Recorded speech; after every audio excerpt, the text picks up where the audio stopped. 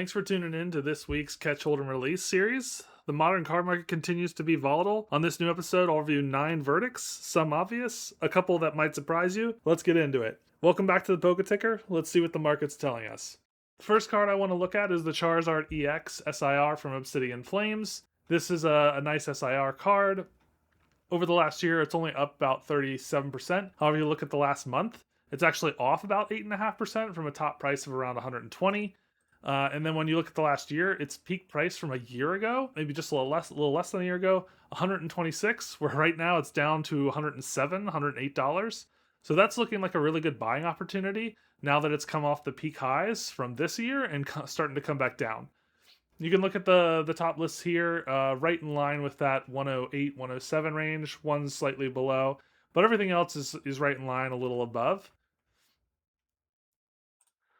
I also want to take a look at the PSA 10s because this card, after doing some research, has a pretty low gem rate of about 22%. Under 10,000 copies. You can see the PSA 10s are going for in the mid 700s, I'd say. There's 767 here. If you scroll down a little bit, get through some of these other Charizards. This one was under 1,000, obviously. 741, under 750.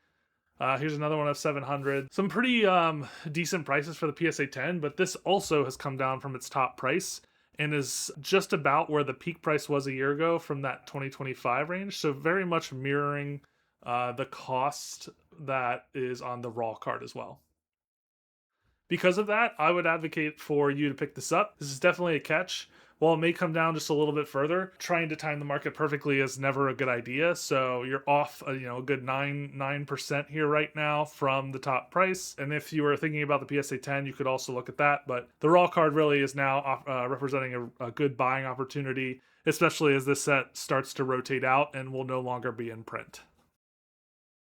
The next card I want to go over is a divisive one, I guess I'll say. The Magikarp illustration rare from Paldea Evolved. This is a really beautiful card. In the last month, it's off also about 8%. However, if you go back and look at the last year, again, same kind of trajectory as the Charizard from Obsidian Flames. It's just now coming down below that peak price from a year ago. So it took a nice big dip. If you bought in this big dip, you're feeling really good. However, if you started to think about it now and we're looking at purchasing, it's coming back off the dip in the last month or so. Come down here to the listings. The market price is about $390, but the listings, if you get past the Chinese cards, right in line. Coming down even a little bit further with 373s, 373.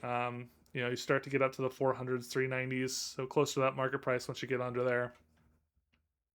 Because of that, I would advocate for you to pick this up because it's come off its price high. It's below a peak price of a year ago. It will maybe come down a little bit more just like the Charizard, but again, timing the market perfectly, never a good idea. You just want to do the best you can with the data out there. And right now the data is showing that it's come down. It may be starting to flatten out, but maybe not. However, if you've been holding off and you missed that big dip when down the 250s, now is a good time to pick it up before it bursts back up at the end of the year and maybe into next year. Next is the Persian illustration rail from Shrouded Fable.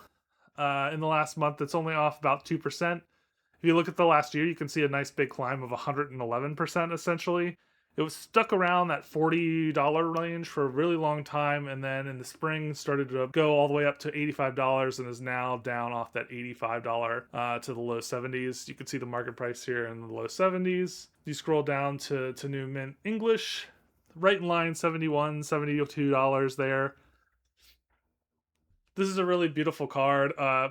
Probably the only card that I would really be after from this set. There's a couple other illustrations rares, I guess, that are nice, but this is what's considered like the premier card from the set. Not very expensive, obviously, not a great set, but you can see in the last month or so, really even, but it's starting to level out. And so this could be a good time. Again, another set that's rotating out and will not be in print much longer. You're not going to see packs easily going forward. And so before it really takes off in the next year after it's out of print, now might be a really good time to pick up before that happens. Next is the Mega Gengar EX from Ascended Heroes. This is the premier card from Ascended Heroes. In the last month, it's off over 16%, almost 17%. If you take a look, I know it hasn't been out for a year, but it gives you the whole picture. I guess we can look at 6 months, but not quite the same. last year you could see it took, a giant jump all the way from about $830 up to $1,400 and has now come almost down under $1,100, but getting close to $1,000. If you actually scroll down here and get past the Italian copy, you'll see it's under $1,000 listed here from several places. So this card is continuing to move downward. It was definitely overpriced out of the gate, especially because Ascended Heroes couldn't get enough product out there to satisfy demand. Because of that, this is a hold. It's not quite all the way hit the bottom of the dip. You can see it continuing to go down on TCG Player. The card price comes down. It would be really great if this got under $1,000. I know it's a great card, but this is way overpriced with just how the rollout happened from Ascended Heroes. So if you were looking to get this at some point, don't reach for it yet. You'll have an opportunity to get it under $1,000 as the 30th anniversary comes out, and people move to the Gengar card from that, which looks really nice. Just be a little patient, and you'll be able to get this for an even better price than the $1,100 right now. Next is the Morpeko EX from Pitch Black. I know this is a very recent card, so hard to take a definitive look on it, but I wanted to look at some of the cards from the more recent sets. Pitch Black has been out a little over a month. You can see when it first came out, this is kind of a throwaway number. It dipped way down to $90, came back up to about $135, and has now started to flatten out at just under $100. Off almost 40% if you count this top price, but even not, it's over 20% from the 136 here.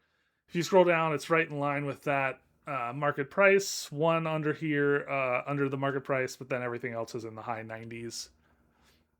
I still think this is a catch. I know it's a month out of the gate, but it's a really great card. I've been lucky enough to see it in person. I didn't pull it, but at the recent card show, I saw it in person, and it's a pretty cool card. Based on the data that we're seeing in the graphs, it looks like it's really started to even out and hit its dip, the bottom of its dip. And so if it's something that you were looking to get, now would be a good time to think about picking it up.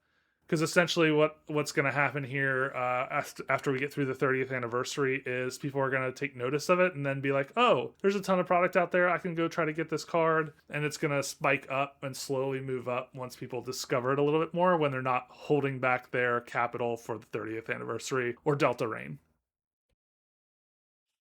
Of course, I couldn't talk about the Mega Gengar without talking about some Ascended Heroes products. So this is just the regular ETB. In the last month, off about 3%, you can see it's just been taking a slow downward turn here as we've gotten closer to the 30th anniversary. If you look at the year, obviously took a big dive when product came out, shot back up with the anticipation of more product, down, and then back up and just slowly started to skid. This is at about 170, I guess. All the market prices are right in line with that. Up to 170. I did have to get to the second page here because the whole first page is slightly cheaper, but it's for boxes that have rips or tears or damage. So the real market price for a good copy of the product, if you will, is right at that market price. Because of the data, and it looks like it's still starting to slide, it hasn't hit that bottom of the dip. And because of the anticipation for the 30th anniversary, I would wait to start to pick up this product. The other difference, if you noticed on that 1 year graph, is the product hasn't increased like in Destined Rivals. On Destined Rivals, as the product got cheaper, people started to buy much more, and so eventually it'll hit that bottom and turn back up. Ascended Heroes hasn't hit that. It's going down very slowly, but the amount purchased has also gone down. So what that tells me is it's really about the anticipation for the 30th anniversary, and this will go down further once people move through that and start spending some of the capital on the 30th anniversary, and then move back to Ascended Heroes because it's such a great set. Next is an illustration rare from White Flare, the Tepig. I think this is a really fun card. A little bit on the more reasonable price side, obviously at around $42. You can see in the last month, it's only up about 1%. It's really $42 if you round to $42. However, if you look in the last year, it follows a very similar trajectory to all of the Black Bolt and White Flare cards, essentially. They were very stagnant, if you will, for the whole first 8 months or so they were out. And then it took a big jump once people noticed how beautiful the cards weren't able to get Ascended Heroes and all of the illustration rares. It's kind of gone against the summer dip trend, have seen this kind of hockey stick level move. So we're all the way at the top of the price of this card at this stage. Again, market price 42. There's some slightly under that, so that is a signal that it may be hitting the peak price as of now. Because it's hit that peak price, now would be a good time to sell it if you were holding up, several of these cards to trade in for other things that you were holding. If you were holding it from an investment standpoint, this is a good time to sell. Again, it's gotten a little stagnant at the top of that peak, and at least in the near term is only going to start to go down or remain at that same price. Might as well sell it, especially if you were trying to get some capital for the 30th.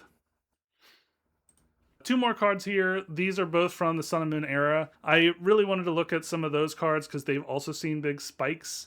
Not a lot of people talk about this card much anymore, but when I first got back into the hobby, this was like the chase everybody was after because Burning Shadows is such a tough set to pull anything from, and this was the pull from the set.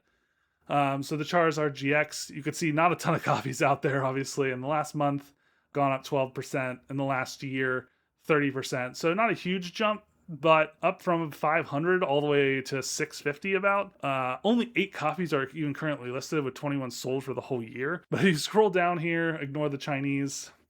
This one has an imperfection, so again, ignore that. There's literally nothing listed here, even in that range. All of the ones above that are, these are PSA 9s, but $1,000 and then $3,000. So this card is definitely on its way up, or getting near the top, I would say, as people start to see the value of this and come back to this card.